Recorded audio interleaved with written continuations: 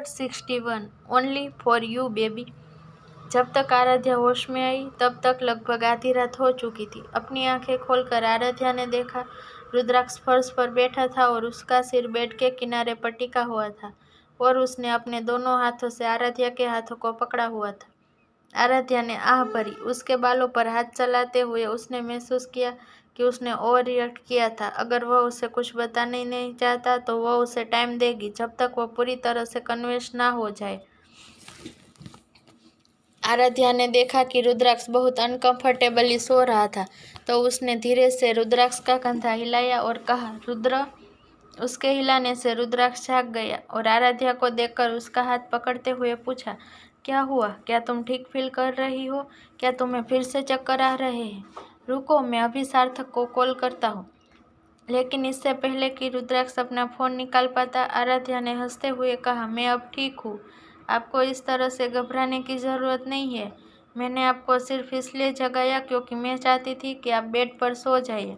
बिस्तर के दूसरी तरफ थपथपाते हुए आराध्या ने कहा, आइए आप यहाँ पर सो जाइए, आधी रात हो गई है। लेकिन रुद्राक्ष वहाँ से नहीं हिला। आराध्या की आंखों में देखते हुए उसने कहा, आराध्या आई। इससे पहले कि वह कुछ कह पाता, आराध्या ने उसे रोका और कहा, इट्स ओके। मैं अब आपको कुछ भी बताने के लिए फोर्स नहीं करूँगी। जिस दिन आप खुद मुझे सब कुछ बताएंगे, मैं बस उस दिन का इंतज़ार करूँगी। उसके हाथ को चूमते हुए रुद्राक्ष ने गहरी सांस ली और आराध्या, अगर मैं तुम्हें यह कहूँ कि मैं कोई नॉर्मल इंसान नहीं हूँ, मैं एक ऐसा इंसान हूँ जिसके बारे में तुम सोच भी नहीं सकती। आराध्या को उसके बातों का मतलब समझ नहीं आया। वह एकटक रुद्राक्ष को देखने लगी। अपनी आंखें बंद करते हुए रुद्राक्ष ने आगे कहा, मैं वह हूँ जिसके हाथ खून से सने हैं। मैं बहुत कोल्ड हार्टेड पर्सन हूँ। मैं एक हार्टलेस पर्सन हूँ जिसके पास माफ़ी जैसी कोई चीज़ नहीं है, जो किसी भी इंसान को मारने से पहले एक बार भी नहीं सोचता। आराध्या बस चुपचाप उसकी बातें सुन रही थी। अपनी आंखें खोलकर रुद्राक्ष ने गहरी सांस ली और कहा, आराध्या, मैं सिर्फ सिंघानिया इंडस्ट्रीज़ का सीईओ नहीं हूँ। मेरी एक और पहचान है। एक और पहचान मतलब? आराध्या ने पूछा। मैं अंडरवर्ल्ड का लीडर हूँ। रुद्राक्ष ने कहा, मैंने कई लोगों को बेरहमी से मार डाला है। मैंने बहुत सारे लोगों को टॉर्चर भी किया है। क्या यह सब सुनने के बाद तुम कुछ कहना चाहोगी? रुद्राक्ष ने आराध्या की आंखों में देखते हुए पूछा। आराध्या ने कुछ नहीं कहा। वह बस हैरान होकर वहीं खड़ी रही। आराध्या को कुछ ना कहते देखकर रुद्राक्ष घबरा गया। उसने अपना सिर नीचे किया और कहा, मुझे पता था कि यह जानने के बाद तुम मुझसे नफरत करोगी, but please Aradhya, don't leave me. I can't live without you. Please don't hate me. I love you Aradhya and I can't live without you. Please don't leave me. Aradhya ने हैरानी से अपनी आंखें बड़ी की और बोली, कौन आपको छोड़कर जा रहा है? मैं आपको क्यों छोड़कर जाऊंगी? मैं कहीं नहीं जा रही। फिर अपने दोनों हाथों से रुद्राक्ष का चेहरा सहलाते हुए आराध्या ने कहा, मैं कभी भी आपसे नफरत नहीं कर सकती, समझे आप? तो यह बात अपने दिमाग से निकाल दीजिए। हाँ, हो सकता है मैं कभी कभी आपसे लड़ूं या बहस करूं। मैं आपकी पत्नी हूँ, इसलिए मेरा हक है कि मैं आपसे बहस करूं। लेकिन हाँ, मुझे उम्मीद है आप फिर से कभी मुझे रात को अकेले छोड़कर नहीं चले जाएंगे। और रही बात अंडरवर्ल्ड की, तो मुझे बस उससे एक प्रॉब्लम है, वह यह है कि आप अपने आप को सेफ रखेंगे। जब तक आप ठीक है, मुझे इन सब चीज़ों से कोई फर्क नहीं पड़ता। आराध्या ने मुस्कुराकर कहा, क्या तुम सच बोल रही हो? रुद्राक्ष ने पूछा। आराध्या मुस्कुराई और कहा, हाँ, देखिए, आप मुझे यह पहले बता सकते थे तो हम एक दूसरे से लड़ने में इतना टाइम वेस्ट नहीं करते। नहीं, यह अच्छा हुआ कि हम दोनों में लड़ाई हुई, वरना मुझे कैसे पता चलता कि तुम मुझसे। अपने होठों पर एक बड़ी सी मुस्कान लाते हुए रुद्राक्ष ने अपनी बात अधूरी छोड़ दी। उसकी बात सुनकर आराध्या शर्मा गई।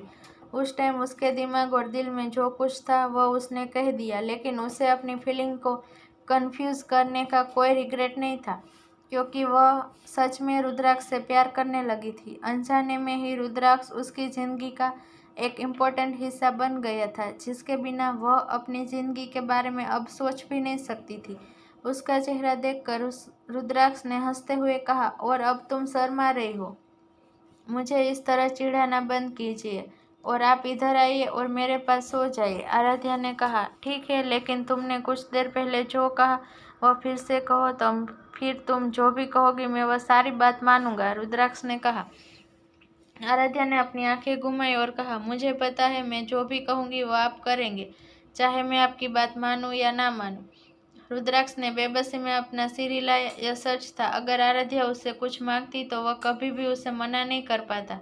तो तुम डिनर में क्या खाना चाहती हो? रुद्राक्ष ने पूछा। आराध्या ने अपना सिर हिलाया।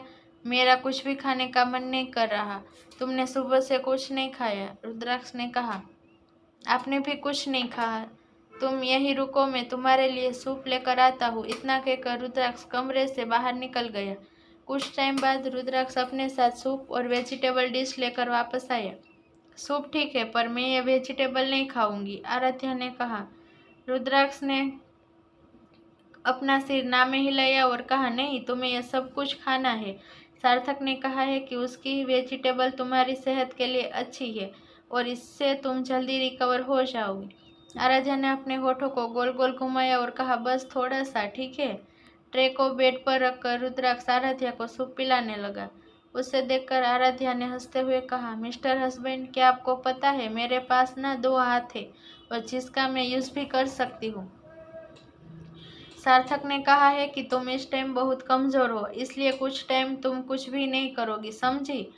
रुद्राक्ष ने कहा, तो मैं क्या करूं? तो क्या आप यह चाहते हैं कि मैं सारा दिन बेड पर लेटी रहूं? आराध्या ने पूछा। हाँ। आराध्या ने अपने गाल थपथपाए और कहा, नहीं, मैं ऐसा नहीं करने वाली, मैं अकेले बोर हो जाऊंगी। तुम यहाँ पर गेम खेल सकती हो या फिर वैशाली को बुलाकर उसके साथ बातचीत कर सकती हो। आराध्या ने अपना सिर ना में हिलाया और उसे परेशान नहीं करना चाहती। फिर अचानक कुछ सोचकर वो बोली, क्या आपको कल ऑफिस जाना है? हाँ, रुद्राक्ष ने जवाब दिया। तो आप मुझे अपने साथ क्यों नहीं ले जाते? आई प्रॉमिस, मैं आपको बिल्कुल भी डिस्टर्ब नहीं करूँगी। मैं चुपचाप बस सोफे पर बैठ जाऊंगी। रुद्राक्ष ने कुछ देर सोचा और कहा, ठीक है। उनकी हाथ सुनकर आराध्या के होठों पर एक बड़ी सी मुस्कान आ गई। अब मुस्कुराना बंद करो और अपना मुंह खोलो। आराध्या को खाना खिलाने के बाद रुद्राक्ष ने अपने कपड़े चेंज किए और आराध्या के साथ बेड पर लेट गया। आराध्या अपना हाथ रुद्राक्ष के सीने पर घुमाने लगी। रुद्राक्ष इतना तो समझ गया कि कुछ तो गड़बड़ है, इसलिए उसने पूछा, यह क्या है? आराध्या ने अपना सिर उसके सीने में रखा और कहा, क्या आपको नहीं लगता कि मैं बहुत कमज़ोर हूँ? आप इतने स्ट्रॉन्ग हैं, लेकिन मुझे देखो, मैं इतनी कमज़ोर हूँ, मैं खुद को भी प्रोटेक्ट नहीं कर पाती। रुद्राक्ष ने हंसते हुए कहा, स्टूपिड, किसने कहा कि तुम कमज़ोर हो? क्या तुमने उस दिन मुझे बचाया नहीं था? क्या कोई कमज़ोर इंसान कभी ऐसा कर पाता है? लेकिन उसके बालों पर हाथ फेरते हुए रुद्राक्ष ने कहा, अरे मेरी बात सुनो, तुम कमज़ोर नहीं हो, और अगर तुम भी हो तो कोई बात नहीं, मैं हूं ना तुम्हारे साथ। आराध्या ने अपना सिर हिलाया। वो जानती थी कि वह बहुत कमज़ोर है, क्योंकि कपूर फैमिली कभी भी इस तरह की चीज़ों में शामिल नहीं हुई थी। आराध्या ने अपना सिर ऊपर उठाते हुए पूछा, रुद्र, क्या आपको बंदूक चलाना आता है? हाँ, लेकिन तुम यह क्यों पूछ रही हो? आराध्या मुस्कुराई और कहा, क्या आप मुझे बंदूक चलाना सिखाएंगे? उसकी बात सुनकर रुद्राक्ष की सांसें लगभग रुक गई। उसकी नाजुक वाइफ बंदूक चलाना सीखना चाहती थी, क्यों? रुद्राक्ष ने सिर हिलाया और कहा, नहीं। आराध्या ने मुंह फेर लिया और पूछा, क्यों? आराध्या के छोटे हाथों को ऊपर उठाते हुए रुद्राक्ष ने कहा, मुझे नहीं लगता कि तुम्हारे छोटे हाथों से तुम बंदूक पकड़ भी पाओगी। आराध्या ने अपना हाथ छुड़ाया और थोड़ा नाराजगी से बोली, पहले तो ये छोटे नहीं है, और अगर आप मुझे नहीं सिखाएंगे तो कोई बात नहीं, मैं किसी और से सीख लूँगी। आराध्या, क्या तुमने कभी बंदूक पकड़ी है? ठीक है, आपको मुझे सिखाने की ज़रूरत नहीं है, मैं किसी और को ढूंढ लूँगी। हो सकता है कि वो आपसे बेहतर हो और आपसे हैंडसम भी हो, आराध्या ने हंसते हुए कहा। रुद्राक्ष ने अपनी भुहें उठा ली, लेकिन इससे पहले कि वह कुछ कह पाता, आराध्या ने कहा, और जब वो मुझे सिखाएगा तब मेरे हाथों को छूना, मेरे बाहों को छूना और फिर मुझे पीछे से गले लगाना होगा, ठीक है? अब रुक जाओ। रुद्राक्ष ने उसे बोलने से पहले रोक दिया। अब आप बताएं कि क्या आप मुझे सिखाएंगे या मैं किसी और को ढूंढूं? चॉइस इज योर्स, आराध्या ने कहा।